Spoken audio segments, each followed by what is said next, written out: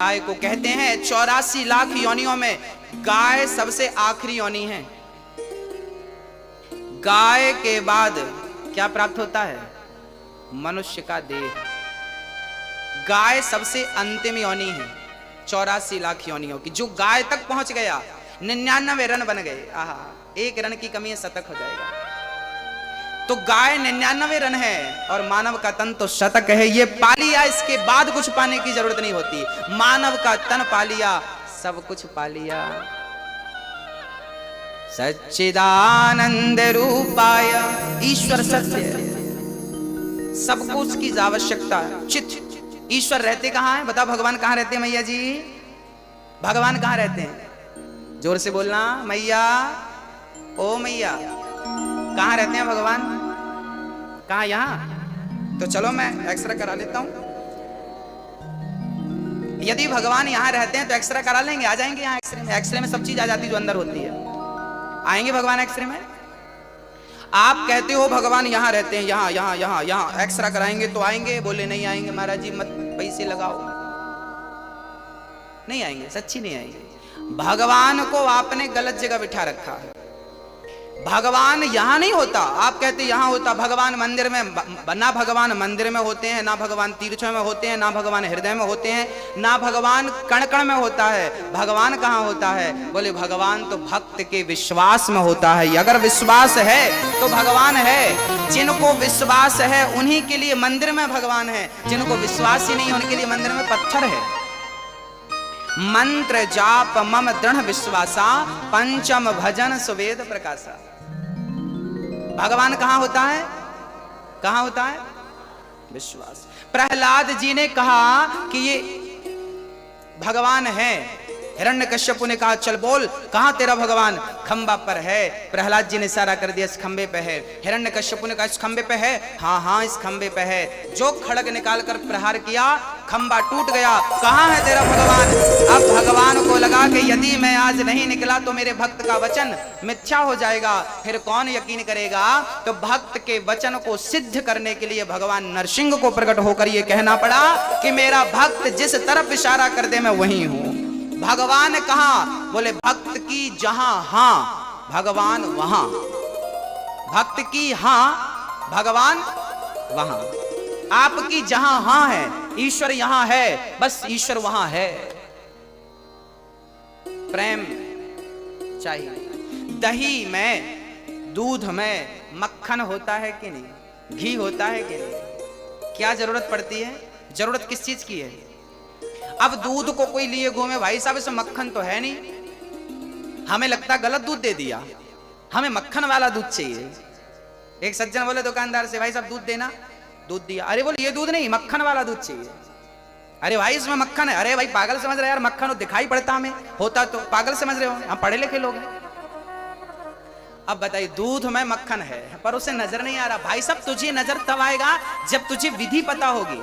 दूध का दही बनता है, दही का फिर मंथन होता है, और जब मंथन होता है तो फिर आपको ऊपर ही मक्खन के दर्शन हो जाते हैं। फिर आपको अंदर हाथ डालने की भी जरूरत नहीं पड़ती। छाछ छाछ नीचे, मक्खन मक्खन ऊपर। बस जैसे दूध के कण कण में घी विद्यमान है, मक्खन विद्यमान है, ऐसे ही सृष्टि के कण कण में मेरा कन्हैया है। पर दही का जब तक मंथन ना किया जाए मक्खन तक पहुंचना पॉसिबल नहीं है। ऐसे ही जब तक भक्ति ना की जाए, प्रेम ना किया जाए, तब तक उस कृष्ण तक पहुंचना भी संभव नहीं है। प्रेम के मंथन से ही, भक्ति के मंथन से ही परमात्मा रूपी मक्खन प्रकट होता है। भक्तों, भगवान चित स्वरूप है, हम सबके भीतर हैं। तुलसीदास जी कहते हैं सत्य बराबर तप नहीं, झूठ बराबर पाप, जागे हृदय साच है, प्रभुता के हृदय आप। जिसके हृदय में सत्य है उसके हृदय में ईश्वर है। जिसके हृदय में सत्य नहीं है उसके हृदय में ईश्वर सत्यम ब्रूयात्। ईश्वर का नाम है आनंद। आनंद ही आनंद है। संसार में जो भी आनंद हमें प्राप्त हो रहा है वो ईश्वर का स्वरूप है। करते क्या है भगवान? विश्वोत्पत्त्यादि हेतवे विश्व की उत्पत्ति करना, पालन करना, ये मेरे कन्हैया का नित्य का काम है। हाँ, ये दुनिया को बनाना, ये दुनिया को बनाना, बना के फिर चलाना, बस इसी का काम है। बड़ा जबरदस्त इसका इंतजाम है। ये दुनिया को बनाना, बना के फिर चलाना, बस इसी का काम है। बड़ा जबरदस्त इसका इंतजाम है। ये कन्हैया का काम है, हमें बनाना, हमें जन्म देना। माँ के गर्भ में 9 महीने तक हमें बनाया, फिर हमें बाहर किया। जब दांत न थे तब दूध दिया। देखिए भगवान की कितनी बढ़िया परवरिश है हमारे लिए। जब दांत न थे तब दूध दियो, अब दांत दियो तो को अन्न भी दे हैं। जल में छल में पशु पक्षिन की, सबकी सुधि लेते हैं, तेरे हूँ ले हैं। जान को देते अजान को देते, जहान को देते वो तो को भी दे हैं। रे मन मूर्ख सोच करे, क्यों सोच करे कछु हाथ न आई है। जब दांत नहीं थे तब पीने को दूध दिया, अब दांत दिया है तो चिंता ना कर, पेट भर भोजन देगा ही सही। वो भूखा घुमा सकता है पर भूखा किसी को सुला नहीं सकता। ये भगवान का काम है, सृष्टि बनाना, पालन करना। एक रूप में भगवान, विष्णु के रूप में भगवान सृष्टि को हाँ पालित करते हैं, पालन करते हैं। ब्रह्मा रूप में उत्पन्न करते हैं, शिव रूप में संहार करते हैं। तापत्रय विनाशाय कहते हैं, जो भगवान की शरण में होता है जीवन में कभी दुख नहीं आता। कोई तन दुखी, कोई मन दुखी, कोई धन बिन रहते उदास। थोड़े थोड़े सब दुखी, सुखी राम के दास। संसार में सब दुखी हैं, कौन सुखी है? केवल भगवान के भक्त, वो सुखी है। इसलिए उनके वन कर रहिए।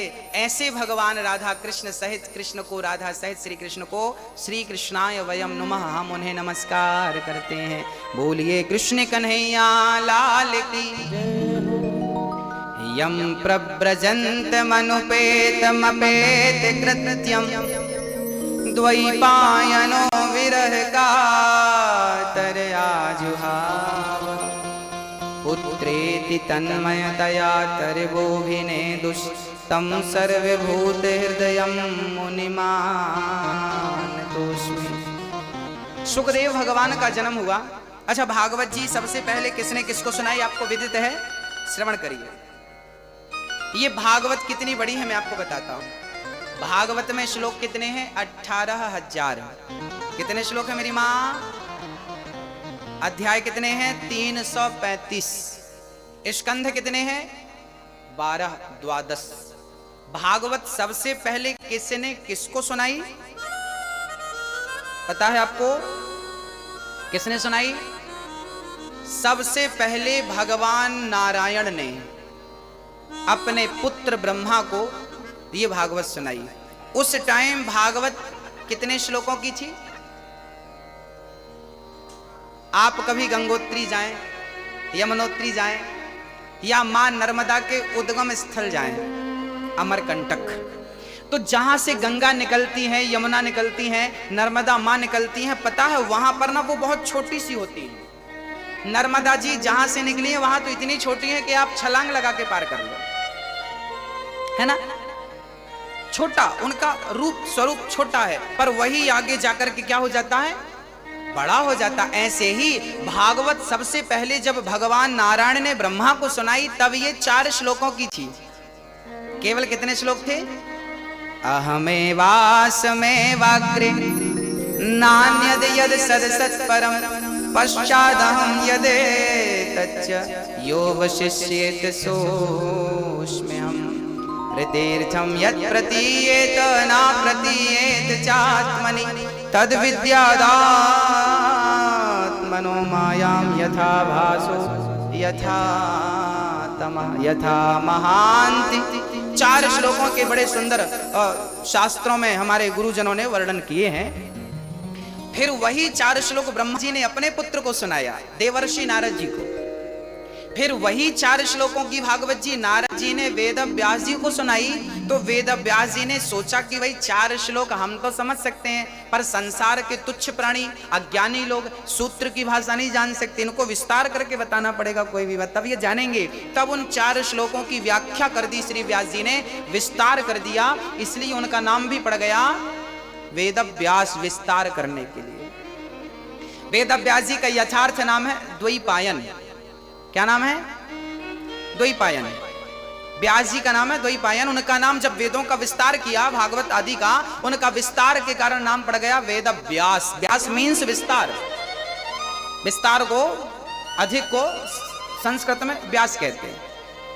तो वेद व्यास नाम। अच्छा, वेद व्यास जी के पुत्र हुए हैं। एक बार क्या हुआ, भगवान शंकर अपनी पत्नी माँ, हमारी माँ पार्वती से कहा, देवी आज आप बड़ी उदास हो। पार्वती ने कहा, प्रभु मुझे चिंता सता रही है, मैं आपसे बिछड़ना नहीं चाहती, मैं मरना नहीं चाहती, कुछ ऐसा करो कि मैं मरूं ना, क्योंकि मैं पिछले जन्म में मर गई थी, आपसे दूर चली गई थी, मुझे बिल्कुल अच्छा नहीं लगा। अच्छा, पार्वती पिछले जन्म में क्या थी? माता सती। सती दक्ष के यज्ञ में गई, जलकर भस्म हो गई, फिर बाद में वो क्या बनी? पार्वती। अब माता पार्वती ने कहा, प्रभु मैं आपको एक पल के लिए भी छोड़ना नहीं चाहती। शंकर जी बोले, तो फिर पार्वती ने कहा, प्रभु अच्छा ये बताओ, मैं तो कई बार मर चुकी, आप कितने बार? शंकर जी बोले, हम तो एक ही बार पैदा हुए हो तब से आज तक है, हम बार बार पैदा नहीं होते, हम मरते हैं। भाई जो मरेगा वो पैदा होने की उम्मीद, मरेगा ही नहीं, सवाल ही नहीं खड़ा होता दोबारा पैदा होने का। पार्वती जी ने कहा, आपने कभी मरे ही नहीं आप? शंकर जी बोले, क्या चाहती हो, मर जाए? पार्वती जी बोली, हम नहीं चाहते कि आप मरें, पर ये बताइए कि आप कभी नहीं मरते, इसका राज क्या है? शंकर जी बोले, हमने अमर कथा सुन रखी है, और जो अमर कथा श्रवण कर लेता है वो कभी मरता नहीं, मृत्यु के चक्कर से सदा सदा के लिए मुक्त हो जाता है। पुनरपि जननम पुनरपि मरणम पुनरपि जननी जठरे शयनम भज गोविंदम गोविंदम भज मूढ़मते। आद्य शंकराचार्य जी ने कहा है कि जो गोविंद का भजन करता है, जो गोविंद की शरण में रहता, भज गोविंदम गोविंदम भज मूढ़मते। मूढ़मते मतलब हम, मूढ़मते मतलब अज्ञानी लोग है, अज्ञानी लोग। तू गोविंद का नाम जप, इसलिए जप ताकि तू यदि जपेगा तो आने जाने के चक्कर से, पुनरपि जननम पुनरपि मरणम, इस चक्कर से सदा सदा के लिए तू मुक्त हो जाएगा। पार्वती जी से शंकर जी ने कहा, मैंने उस नाम को बहुत जपा है, कथा सुनी है, इसलिए मैं मरूंगा ही नहीं। 7 दिन बाद राजा परीक्षित से सुखदेव जी ने यही पूछा, राजन क्या आप मरोगे? परीक्षित ने कहा, प्रभु मैं तो आत्मा हूं, आत्मा अविनाशी है, कभी नहीं मरती। जो भागवत सुन लेता है वो अपने स्वरूप को जान लेता है, वो इस बात को जान जाता है कि मैं कभी मरूंगा ही नहीं, क्योंकि वो अपने आप को शरीर नहीं आत्मा समझने लगता है। इसलिए शंकर जी ने कहा, देवी, पार्वती जी ने कहा, तो हमें भी वो कथा सुनाओ जिससे आप मरते नहीं हैं। शंकर जी बोले, चलो। अब शंकर जी पार्वती को लेके अमरनाथ चले गए। अमरनाथ के जंगल में डमरू बजाई, सारे पशु पक्षी भाग गए, पर एक छोटा सा शुक मीन्स तोता। अच्छा, ये तोता कौन था? जब राधा जी धराधाम में लीला करने आई, आज शायद बात होगी आपके बात हो गई? आज या कल, आज कहां चलेंगे मैं आपको बता। अच्छा, मैं 2 दिन की रूपरेखा बता देता हूं। इन 2 दिन में हो सकता है कुछ जगह आज जाएं, कुछ जगह चले, इसलिए मैं समझा देता हूं। हम लोग 84 कोष की परिक्रमा में भांडी वन चलेंगे, है ना? कहां चलेंगे? भांडी वन में क्या हुआ था? भांडी वन में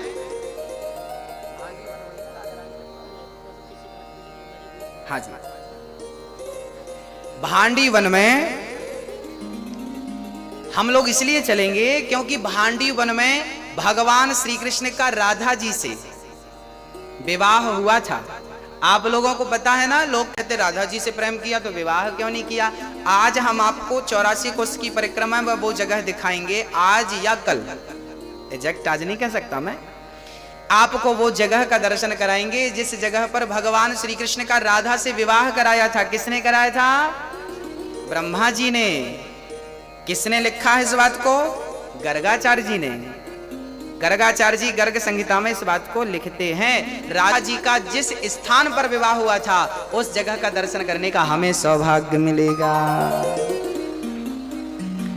भक्तों, अब एक जगह और है भरतौड़ बिहारी जी, जहां आज अब मैं आपको रूपरेखा बता रहा हूं। अब यहां इनमें से कहां आज जाते हैं कहां कल, वो आपको हम वहीं बताएंगे। इसमें से एक दर्शन आज आपको हो सकता है भरतौड़ बिहारी जी का। ये वृंदावन का वो मंदिर है। मैं कथा में एक बार आपको, अच्छा भागवत में जितनी कथाएं आपने सुनी है वो सारी लीलाएं उस जगह पर हुई हैं। वो कथाएं आपको मैं बताऊंगा, आपको याद आता जाएगा। एक बार क्या हुआ था ना, भगवान गाय चराने गए। गाय चराने के लिए भगवान श्री कृष्ण गए, तो भगवान को जंगल में बड़ी भूख लगी, तो वहां पर यज्ञ कर रहे थे, बहुत सारे पंडित जी यज्ञ कर रहे थे। भगवान ने पंडित जी से कहा, पंडित जी हमें भोजन कराइए, बड़ी भूख लगी है। पंडित जी स्वाहा स्वाहा स्वाहा, पंडित जी ने उनको, चूंकि यज्ञ करता ब्राह्मण बोलता नहीं है ना, मौन रख के करना। अब पंडित जी बोल तो नहीं रहे थे, अब बच्चों को अब बच्चे तो बच्चे, खीर रखी थी तो बच्चों ने हाथ डाल दिया यज्ञशाला में। अब पंडित जी ने जो लाठी उठाई और दौड़ा, सारे बच्चे भागे, कन्हैया जी भागे। कन्हैया बोले लाला आज तो भूखी रहना पड़े, पंडित जी तो कुछ ना देवे। अब पंडित जी स्वाहा स्वाहा किसके लिए कर रहे हैं? भगवान को खिलाने के लिए, और खास भगवान खुद चल कर आया तो लठ मार के भगा दिया।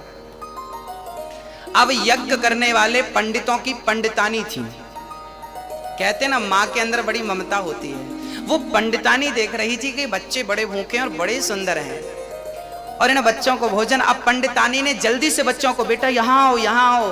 अब पंडितानियों ने बुलाया और जल्दी से बढ़िया खीर बनाई और बढ़िया हलवा बनाया, बढ़िया पूड़ी बनाई, और ठाकुर जी को गोद पर बिठा के यज्ञ करने वाले वो स्वाहा ही स्वाहा करते रह गए। और इन्होंने तो बढ़िया गोद पर बिठा के जगत के पालनहार को खिलाया अपने हाथ से। अब पंडित जी ने देखा मेरी पंडितानी खिला रही है, अभी आता हूं, खैर नहीं तेरी। अब पंडितानी ने घूंघट कर लिया, उस तरफ देखेंगे नहीं। और पंडितानियों ने बड़े प्यार से मेरे कन्हैया के लिए भोजन बनाया और भोजन कराया। और जब भोजन करके जाने लगे भगवान, तो जिस जगह पर पंडितानियों ने भगवान को गोद पर बिठाकर भोजन कराया था, उसी मंदिर का नाम है भरतौड़ मंदिर, जो 84 कोष की यात्रा में आज या कल आपको दर्शन होगा। वो जगह, फिर वो कथा भागवत में आएगी 10वें स्कंध में, आपको सुनाऊंगा एक बारी और। पंडितों को फिर दर्शन भगवान ने नहीं दिया।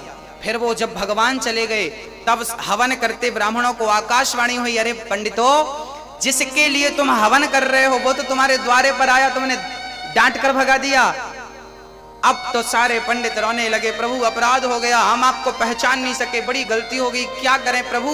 तब भगवान ने कहा, अपनी पत्नियों का दर्शन करो, तुम्हारी पत्नियों का दर्शन करोगे तो तुम्हारी पत्नियों में ही अब भगवान का दर्शन होगा। तब वो पंडित लोग जाकर अपनी पत्नियों का दर्शन किया कि तेरी गोद सफल हो गई, जो तेरी गोद में आज जगत का पालनहार बैठ गया, और तेरे वो हाथ सफल हो गए जिन हाथों से तूने जगत के पालनहार को भोजन करा दिया।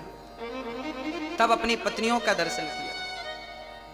भगवान को फिर भी दर्शन, भगवान का दर्शन नहीं हुआ पंडितों को। फिर आप कितना भी यज्ञ कर लो, कितना भी कुछ कर लो, पर आपके भीतर प्रेम नहीं है, क्योंकि मिला ही न रघुपति बिनु अनुरागा, कि ये जोग जप ज्ञान विरागा।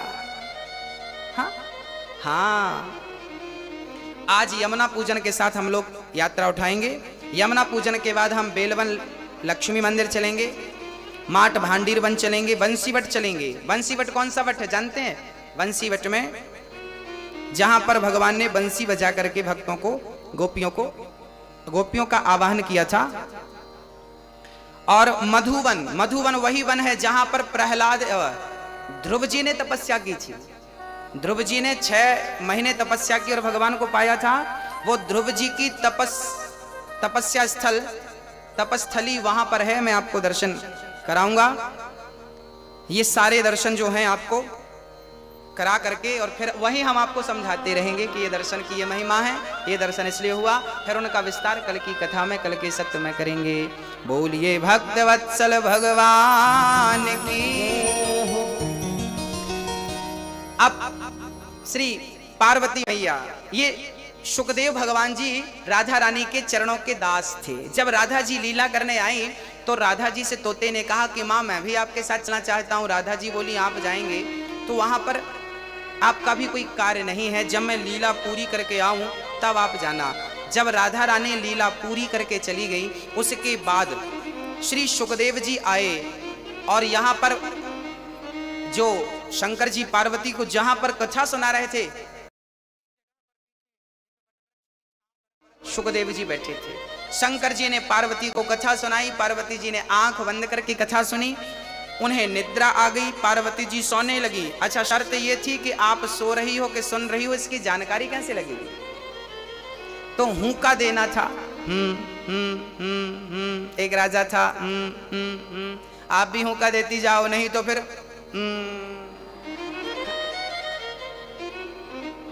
बोलो राधे। आप लोग भी हुक्का देते जाना, थके हैं आप लोग, नींद आ सकती है।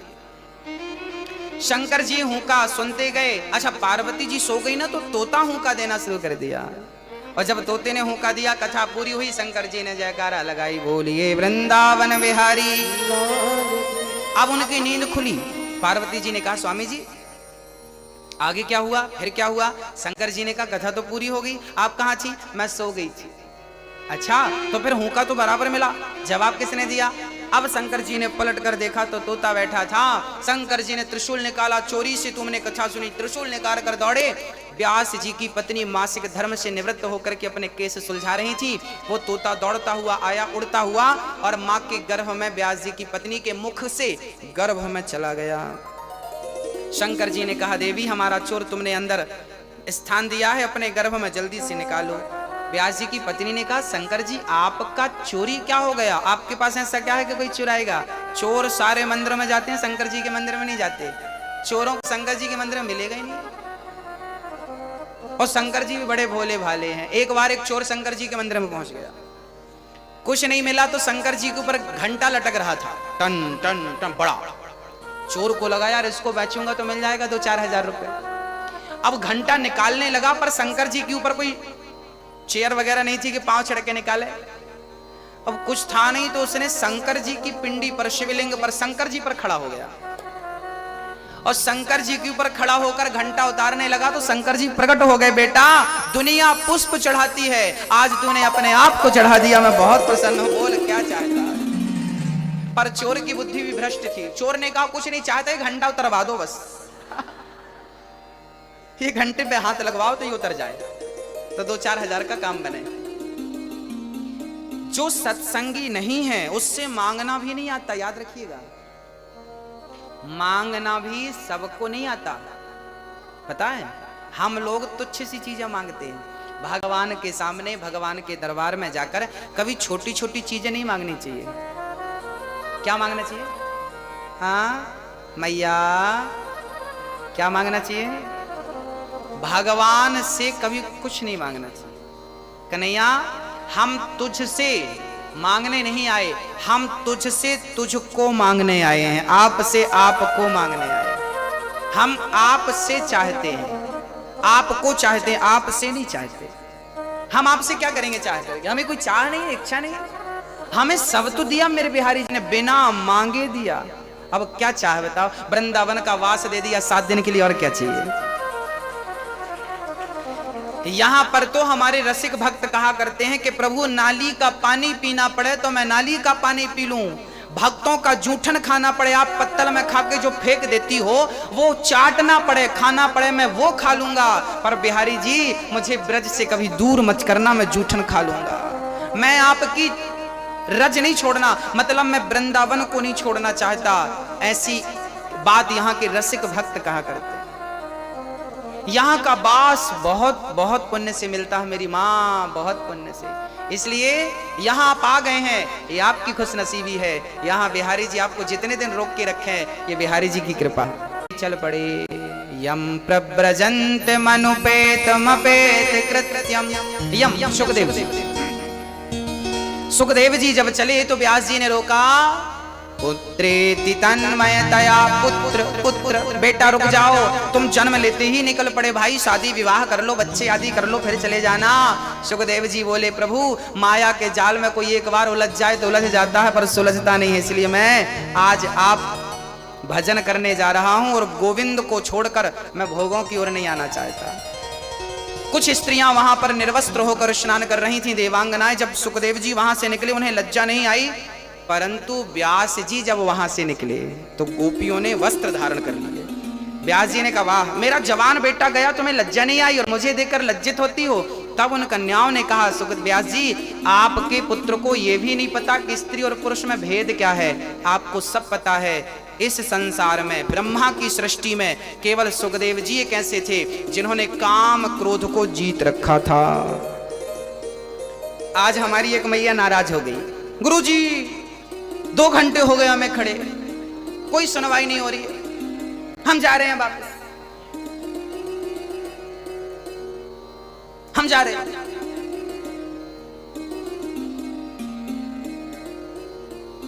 है ना, होता है जब आप लोग बहुत देर तक खड़े रहते हैं, आप परेशान हो जाते हैं, तब आप ना चाह करके भी बोलते हैं। देखिए वृंदावन में आके पहली बात तो कभी हमें गुस्सा नहीं करना, और यहां आके हम कभी ये नहीं कह सकते कि हम जा रहे हैं। हाँ, धोखे से मत कहिएगा, क्योंकि ये बात यदि बिहारी जी ने सुन लिया तो बिहारी जी कहेंगे फिर जाओ, क्योंकि यहां आप आए हैं, आपकी मर्जी से नहीं आए। मैं फिर से कह रहा हूं, आप आए नहीं हैं, यहां बिहारी जी ने आपके अंदर प्रवेश करके ये प्रेरणा दी है कि चलो मेरे दर पे आओ। हाँ, यदि थोड़ी सी असुविधा हुई है हम उसे स्वीकार करें और सुधार करेंगे, पर आप धोखे से ये मत कहिए कि हम जा रहे हैं। हम सुन लेंगे तो चलेगा, पर बिहारी जी नहीं सुने ये बात, है ना। दूसरी बात ये है, सुखदेव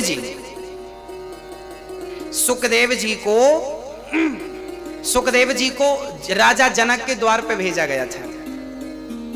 सुखदेव जी द्वार पर गए, द्वारपालों ने रोक दिया, चल खड़ा रहे।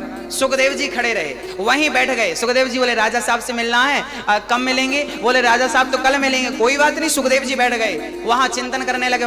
कल फिर उठे, अब राजा साहब मिलेंगे? नहीं नहीं नहीं, आज नहीं मिलेंगे, कल मिलेंगे। भक्तों, शास्त्रों में लिखा है कि सुखदेव जी को 7 दिन तक द्वार पर बिठाया रखा, ना पानी मिला ना भोजन मिला। क्यों? क्योंकि सुखदेव जी को व्यास जी ने भागवत पढ़ाया। तो व्यास जी को लगा मैं अपने बेटे को भागवत तो पढ़ाऊंगा, क्या मेरा बेटा भागवत पढ़ने के योग्य है? क्या भागवत ये राजा परीक्षित को सुनाएगा तो क्या कथावाचक के योग्य है? क्या ये कथावाचक बन सकता है? क्या ये कथा सुनाने के योग्य है? क्या कथा पढ़ने समझने सीखने के योग्य है? तब पिता स्वयं व्यास जी ने अपने पुत्र सुखदेव जी को भेजा और जनक से कहा कि आप मिलना मत, मैं इसकी परीक्षा ले रहा हूं। 7 दिन तक द्वारपालों ने जलील किया सुखदेव जी को। चल यहां बैठ, यहां नहीं, चल यहां बैठ। 7 दिन तक जलील किया, खाना पीना कुछ नहीं। पर धन्य है सुखदेव जी कि उन 7 दिन में इतनी सी भी गुस्सा, इतना सा भी क्रोध नहीं आया। अब व्यास जी समझ गए कि मेरा बेटा कथा सुनाने और सुनने के योग्य है। देखिए, कथा सुनने का योग भी सब नहीं है, याद रखिए। आप लोग सुन रहे हैं, आप ईश्वर की कृपा है, पर कथा सुनने के योग्य कौन है? सुनाने की काबिलियत किसके अंदर है? जिसके अंदर गंभीरता हो, सहनशीलता हो। हाँ, ये नहीं कि हम आए और हम बस गुस्सा करने ना। शांति, समुद्र कभी अपनी मर्यादा नहीं छोड़ता, हमें भी अपनी शांति की मर्यादा, शांति का परिचय नहीं छोड़ना चाहिए।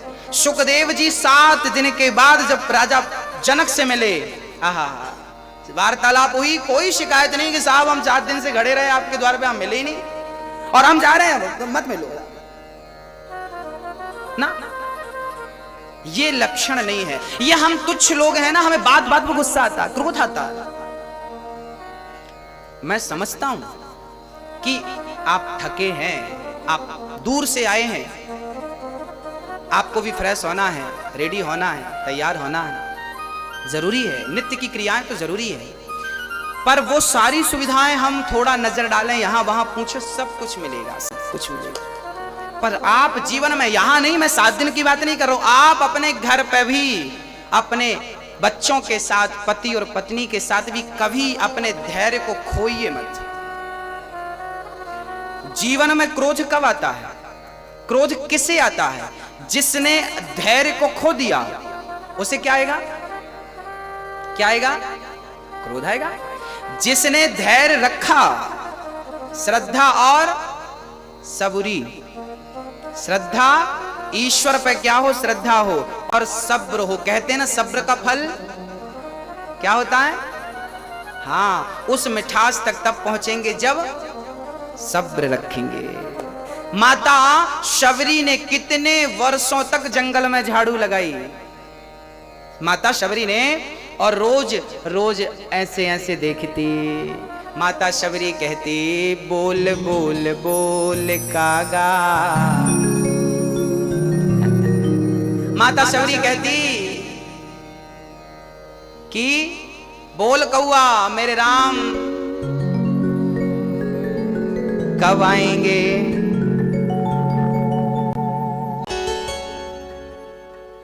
पूरी जिंदगी निकल गई पर सेवा नहीं छोड़ी, पूरे जंगल में झाड़ू लगाती। किसी ने कहा, माता शबरी ये पूरे जंगल में झाड़ू क्यों लगाती है? बोले, कब आ जाएं, कहां से आ जाएं, कोई नहीं जानता। मेरे राम के चरणों में कांटे ना चुभे, कंकड़ ना चुभे, कोई पत्थर ना लग जाए, पूरा जंगल साफ कर देती है। सेवा नहीं छोड़ा माता शबरी ने। और हमें भी क्या नहीं छोड़ना चाहिए? सेवा। माता शबरी राम की सेवा क्या करती थी? झाड़ू लगाकर अपने गुरु जी के बर्तन धुलती थी, गुरु जी के चरणों की सेवा। जिस रास्ते से गुरु निकलते झाड़ू लगा देती। वो राम को नहीं जानती थी पर गुरु को जानती थी, और गुरु को जान गई तो गुरु ने राम तक पहुंचा दिया। यही गुरु का काम है। जो गुरु तक पहुंच जाता है वो राम तक पहुंच जाता है। इसलिए जीवन में गुरु की आवश्यकता होती है, क्योंकि गुरु तक शबरी पहुंची तो राम तक पहुंची। माता शबरी को राम तक किसने पहुंचाया? मतंग मुनि ने। आपके गुरु का नाम क्या था? जब गुरु जी मरने लगे, जिस दिन राम जी का वनवास हुआ, उस दिन मतंग मुनि ने अपना शरीर पूरा किया। पर मतंग जी जब जाने लगे तो माता शबरी बोली, गुरु जी कहाँ जा? देखो शबरी कितनी भोली थी, वो ये भी नहीं जानती थी कि मरना क्या होता। गुरु जी मरने लगे, सब बोले गुरु जी जा रहे हैं, सब रोने लगे। गुरु जी, अब शबरी आई और गुरु जी कहाँ जा रहे हैं? बेटी हम जा रहे हैं। गुरु जी हमें भी ले चलो।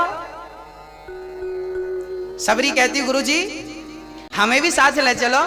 गुरुजी बोले, बेटी अभी तू मत जा, अभी मैं जा रहा हूँ। शबरी बोली, प्रभु गुरुजी मेरे तो माई बाप आप हो और आप ही चले गए, मैं किसके भरोसे रहूंगी, मैं कैसे रहूंगी प्रभु? तब गुरुजी ने कहा, शबरी तू अपनी कुटिया पर रहना और बस रोज झाड़ू लगाकर राम का रास्ता साफ करते रहना, वो राम आएंगे। शबरी बोली कि आएंगे तो मैं पहचानूंगी कैसे गुरुजी? गुरुजी ने कहा, दो भाई होंगे, एक गोरा होगा एक सांवला होगा, और दोनों के हाथ में धनुष और बाण होंगे। आप जब जिसको देखना और जिसको देखने से नेत्रों में जल आ जाए, प्रेम उमड़ जाए, समझ लेना कि वही मंजिल है जहां तुम्हें पहुंचना है, वही राघव है। और शबरी माता झाड़ू लगाती और गुरु के वचनों पर विश्वास कर लिया कि गुरु ने कहा है तो आएंगे जरूर। बस क्या कहा है? गुरु ने कहा है तो आएंगे जरूर। बस सब भूल गई, दुनिया को छोड़ दिया, बस झाड़ू लगाने का गुरुजी ने कहा है। झाड़ू लगाती और राम का वही चिंतन। गुरुजी ने कहा सांवले हैं, धनुष बाण है, तो वो सांवले रंग का चिंतन करती, धनुष बाण का चिंतन करती, और बस वो देखती बुढ़ापा आ गया। आज जब साधु संतों के बीच में राम जी पहुंचे, साधुओं ने कहा, प्रभु आप हमारी कुटिया में चरण रखो।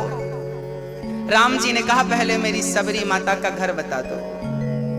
शबरी माता कहाँ है? पहले मैं उनकी कुटिया पे जाऊंगा। जो बड़े बड़े तपस्वी संत थे, जिनको अपनी तपस्या का अहंकार था, आज उनका अहंकार नष्ट हो गया कि भगवान तपस्वियों के घर नहीं, प्रेमियों के घर पहले जाया करते हैं।